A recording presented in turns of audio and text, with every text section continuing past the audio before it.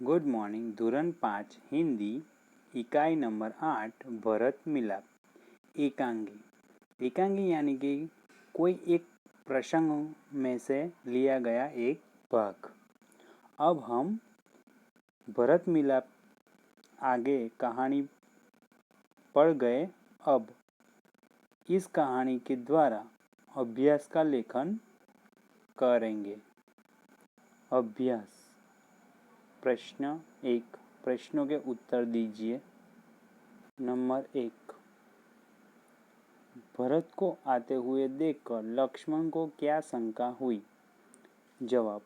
भरत को आते हुए देखकर लक्ष्मण को शंका हुई कि कहीं वे लोग लड़ने आ रहे हैं। नंबर 2। राम को देखकर भरत ने क्या किया?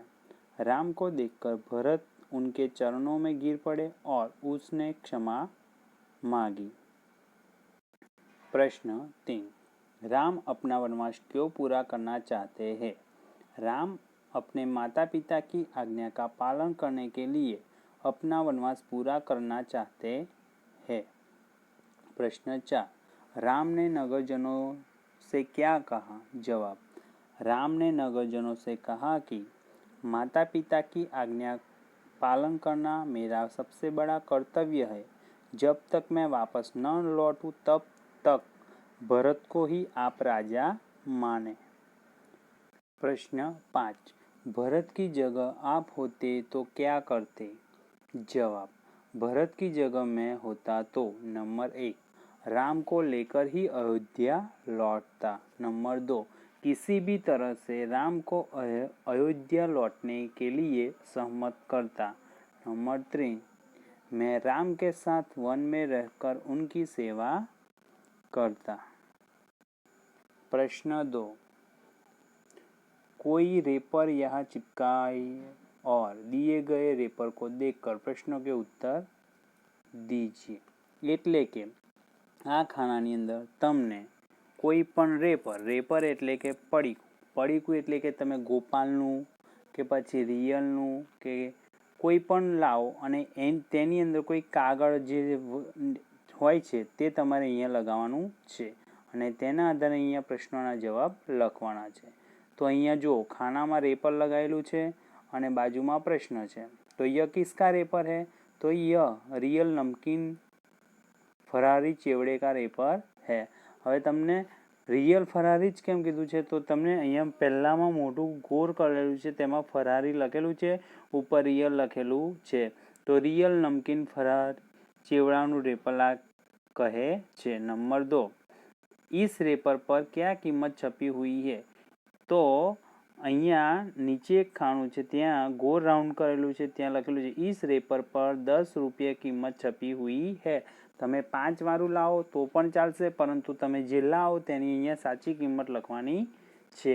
इसका पैकिंग कब हुआ है? હવે જ્યારે તમે આવી રીતે કોઈ રેપર લાવશો એટલે એની પર બધી જ માહિતી હશે।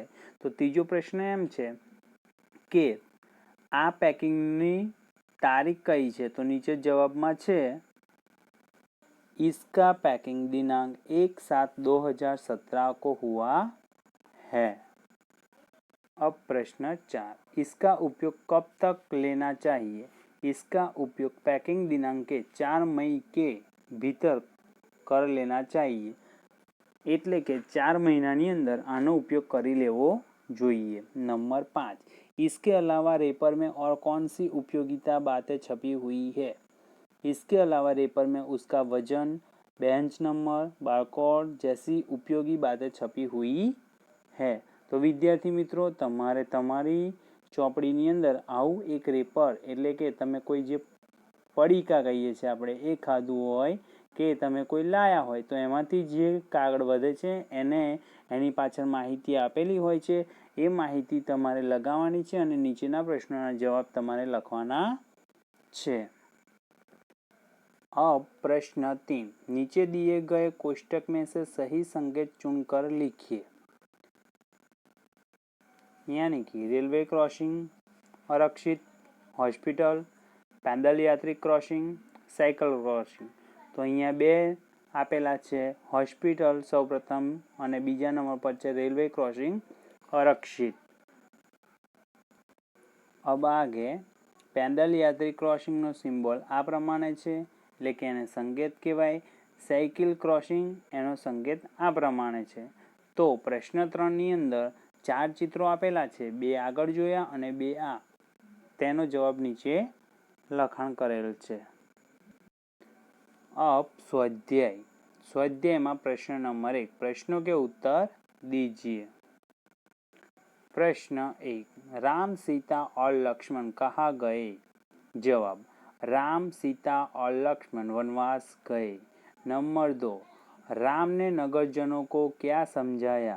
जवाब: राम ने नगरजनों को समझाया कि इस समय माता पिता की आज्ञा करना सबसे बड़ा कर्तव्य है. जब तक मैं वनवास पूरा करके न लौटूं तब तक भरत आप सबके सुख दुख का ध्यान रखेगा. अब हम आगे प्रश्न नंबर 3 देखेंगे. प्रश्न 3. राम ने भरत को क्या दिया? जवाब: राम ने भरत को अपने खड़ाव दिए. नंबर 4. भरत ने खड़ाव लेकर क्या करने का सोचा?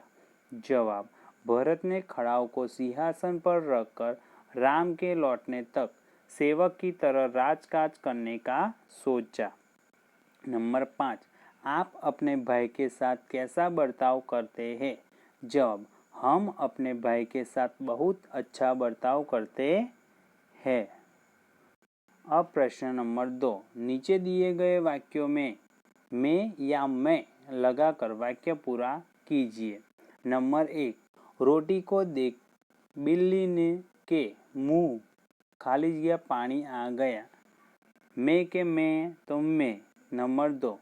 खाली जगह तुझे रोटी न ले जाने दूंगी. तो मैं એટલે હું અને मैं એટલે તેઓ.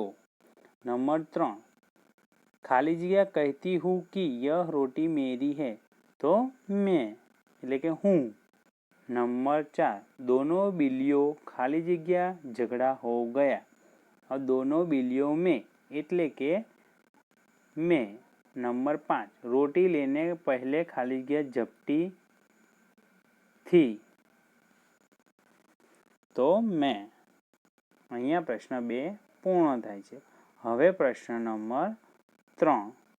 जल, थल और पेड़ों पर रहने वाले पशु पक्षियों के नाम अलग अलग लिखिए.